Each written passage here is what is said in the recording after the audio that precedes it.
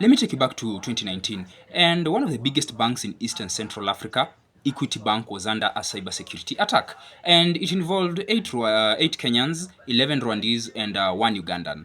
And throughout the process of this thing, they managed to recruit an insider, money mules, and find threats within their online banking system. So these guys were really sophisticated. They really had targeted the system on a wider scope. So let me break it down to you. First of all, they recruited an insider. Now, the insider knows the architecture of the company or the bank in this case. So they know the security keys, the normal company routine, and this and that. And they also know the fatty accounts.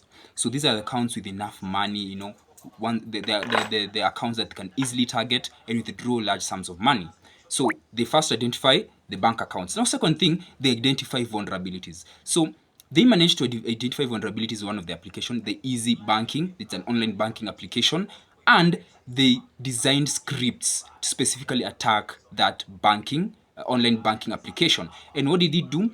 It managed to deposit or withdraw funds from Equity fraudulently, obviously. And during all that time before they were identified, they did manage to perform several damages security wise, and also obviously we will question the security aspect of Equity, which also damages their presence within the banking sector. Yeah, so that happened. And on the other hand, they managed to also recruit money mules. Now, what are money mules? Money mules are individuals who are sent out to collect money, because you only don't want to be found collecting money yourself. So you identify people who are willing to do it and to risk their freedom to go out. Say they bust an ATM and the ATM automatically start dishing out cash. You want them to go and collect that money because you don't want to appear in the CCTVs, and then you give them a share of that amount. So they manage to also recruit money mules. So now, before this whole fraudulent whatever would come full circle, they were caught. And these back in 2019, they were caught. And in 2021, 8 of the Kenyans were sentenced to 8 years in jail and 6 million Kenya shillings in fines. So yeah, that's it of the story about the Equity Bank cybersecurity attack.